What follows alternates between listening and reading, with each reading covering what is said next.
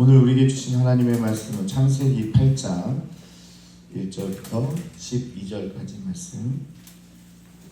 창세기 8장 1절부터 12절까지 말씀을 저와 교독하겠습니다. 하나님이 노아와 그와 함께 방주에 있는 모든 들짐승과 가축을 기억하사 하나님이 바람을 땅 위에 불게 하심에 물이 줄어들었고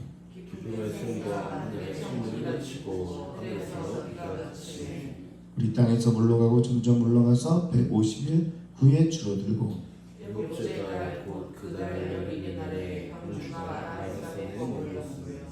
물이 점점 줄어들어 열째 달 곧 그 달 초하는 날에 산들의 봉우리가 보였더라. 까마귀를 내놓으매 까마귀가 물이 땅에서 마르기까지 날아 왕래하였더라.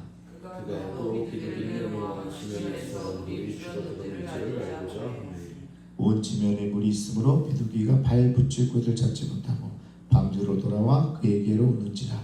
그가 손을 내밀어 방주한 자기에게로 받아들이고 저녁 때에 비둘기가 그에게로 돌아왔는데 그 입에 감람나무 새 잎사귀가 있는지라. 이에 노아가 땅에 물이 줄어든 줄을 알았으며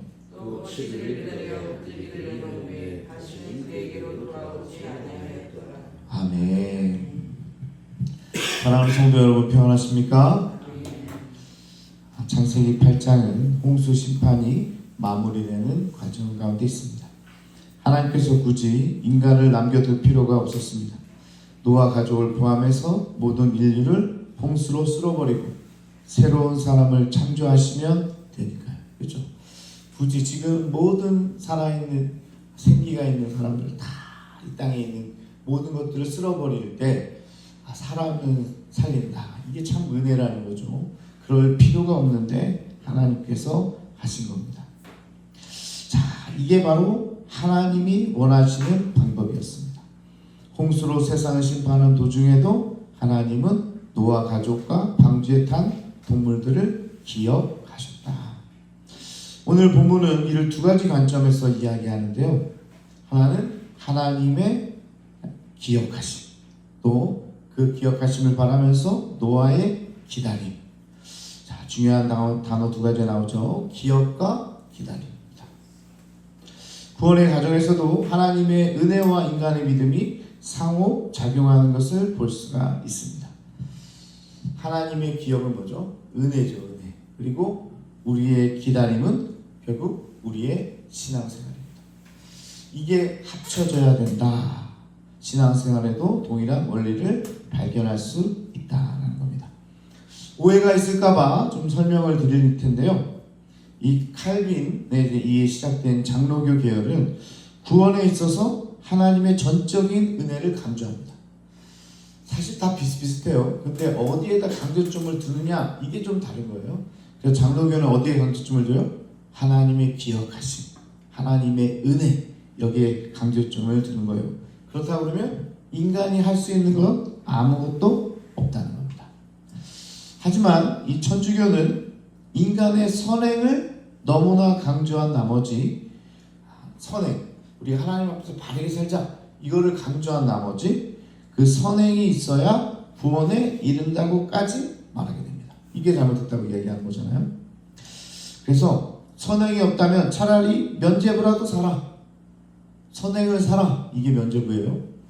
네, 그래서 내가 공덕을 쌓아라, 네가 지금까지 한 게 없으면 교회 헌금을 해라, 그러면 하나님께서 너를 구원해 주실 거야. 이게 이제 면죄부까지 가게 된 겁니다. 자, 성결교를 비롯한 이 감리교 계통은 여기에 조화가 있어야 된다. 다만 하나님의 구원에 인간이 보탤 수 있는 건 여전히 없다. 이게 중요한 전제입니다. 이 감리교, 성결교에도 전제는 똑같아요. 하나님의 구원에 인간이 할 수 있는 부분은 없다. 인간이 나서서 비를 좀 그치게 하고 그럴 수 있었어요? 그건 아니에요. 하나님이 하시는 일에 인간은 할 수 있는 게 없습니다. 하지만 구원받은 인간은 그런 은혜를 주신 하나님께 어떻게든 반응해야 된다. 이게 웨슬리안의 전통입니다. 뭔가 우리도 반응해야 된다. 이 반응이 바로 우리 성결교에서는 성결이에요. 하나님께서 우리에게 은혜를 베풀어 주시고 구원해 주셨다면 우리 또한 어떻게 살아야 된다? 성결하게 살자. 이게 여러분들이 지금 다니고 있는 성결교회 모토라는 거죠. 오늘 말씀에서도 마찬가지입니다. 구원은 철저하게 하나님의 은혜로만 이루어졌습니다. 노아의 선행이, 노아가 무슨 방주를 열심히 만들었다고 해서 그게 구원에 이뤘다는 얘기가 아니에요. 하지만 이 구원의 역사 가운데 노아의 믿음이 있었고 오늘의 기다림이 있었다는 겁니다. 이게 반응이라는 거예요. 인간의 반응이 있어야 된다. 노아에게 믿음이 있었고 기다림이 있었다. 그래서요, 모든 사람들과 모든 생물들이 다 죽게 되는 그런 재난 가운데, 심판 가운데서도 이 믿음을 지켰던 노아를 하나님께서 선택하셔서 그의 동물들과 살게 해주셨다라는 것을 이야기합니다. 이렇게 반응을 보인 소수가 구원받게 된 거죠. 자, 1절에 보니까 하나님이 노아와 그와 함께 방주에 있는 모든 들짐승과 가축들을 기억하사 이렇게 이야기하고 있습니다. 그러면서 하나님이 바람을 땅에 불게 하심에 물이 줄어들었고, 하나님의 방법도 그러네요. 바람을 확 불어가지고 우리 옷도 말릴 때 그렇게 하는 것처럼 하나님께도 홍수가 가득, 물이 가득 찬 곳에 바람을 확 불게 하면서 이 물을 줄어들게 했다. 자, 여기서 중요한 단어가 바로 우리가 지금까지 살펴왔던 이 기억이라는 거죠.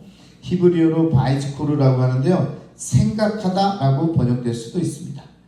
함께 있던 모든 사람과 가축을 생각하사, 배려하사 이렇게 생각할 수 있겠죠.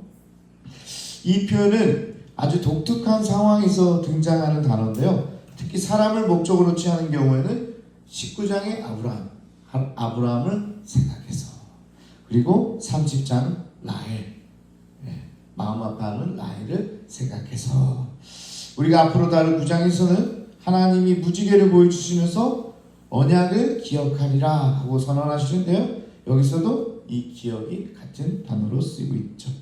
하나님이 기억하신다는 표현은 이제 곧 환난에서 구원으로 전환됨을 나타냅니다.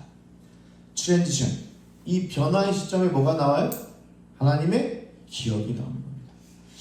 자, 이제 우리가 하나 큰 팁을 얻었어요.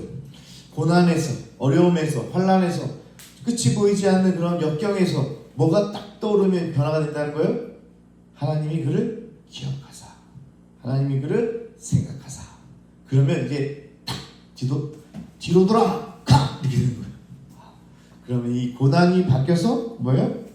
하나님의 은혜로 바뀌는 겁니다. 환난에서 구원으로 전환되는 것이, 그게 바로 기억하셨다라는 뜻입니다.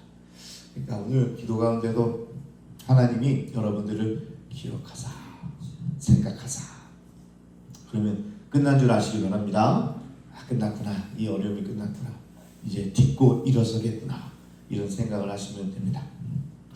특별히 하나님은 사람을 기억하십니다. 특별히 노아를 기억하심으로써 심판에서 구원으로 전환시켜 주시는 거죠. 그런데 한 가지, 이 구원의 밑바닥에서 전환이 되는 거예요. 그러니까 어려움이 내게 막 2배, 3배로 이렇게 찾아올 때 있잖아요. 그러면 그때 감사하는 겁니다. 아, 이제 바뀌겠구나. 조금 어려울 때는 그런 생각 안 하셔도 돼요. 더 어렵다, 아, 진짜 되게 어렵다, 그러면 바뀌겠구나, 이렇게 생각하면 좋습니다. 자, 근데 분명한 점은 하나님이 죄를 지은 자를 기억하지는 않습니다. 야, 이게 무슨 말입니까? 하나님의 기억하심은 죄의 대가를 치르고 고난 가운데 회개하고 반응하는 자에게 주어졌다. 고로 죄에 대한 심판이 없는 기억하심이 아니라 심판 이후에 임하는 기억이다. 자, 보세요. 지금 죄가 만연되어 있는 세상에서 그 사람들을 기억하는 게 아니에요. 오늘 심판이 임하고 또 그런 가운데 믿음으로 함께했던 노아와 그 가족과 그 생물들을 하나님은 기억하셨다. 그래서 하나님이 무조건 다 기억해 주시는 거 아니에요. 은혜를 베풀어 주시는 거 아니에요. 하나님께 은혜를 받는 자들, 그 자들을 기억해 주셨다. 오늘도 그래요. 대홍수라는 심판 이후에 하나님은 방주 안에 노아의 가족들과 동물들을 기억하셨고 바람을 불게 하셔서 물이 줄어들게 하셨습니다. 물론 하나님이 그들을 잊어버리고 계셨던 건 아닙니다. 그러나 물이 줄어들기까지 상당 기간 하나님은 침묵하고 계셨기에 마치 그들을 잊어버린 것처럼 여겨질 수도 있었습니다. 야, 내가 이렇게 힘든데 하나님은 어디 계시지? 하지만 하나님은 그들을 한시도 잊지 않으시고 지금까지 지켜주셨던 겁니다. 그리고 때가 되어 물이 줄어들게 하신 거예요. 하나님은 당신의 백성을 결코 잊지 않으시고 때에 따라 적절한 은혜를 베풀어 주시는 겁니다. 여러분 믿으십니까? 하나님께서 잊지 않으세요.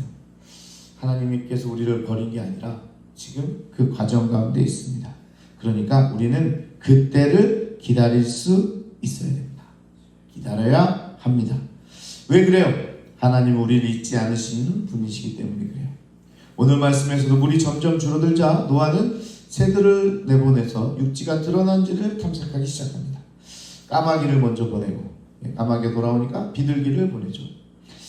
그렇지만 비둘기도 정착할 곳을 찾지 못하고 이내 돌아오게 됩니다. 노아는 7일 후에 비둘기를 또다시 보냈더니 이 감람나무 잎사귀를 불고 오게 되죠. 그러니까 그때쯤 되니까 이제 나무들이 조금 이제 드러나게 됐나 봐요. 그리고 또 7일 후에 비둘기를 보냈더니 돌아오지 않게 되었다.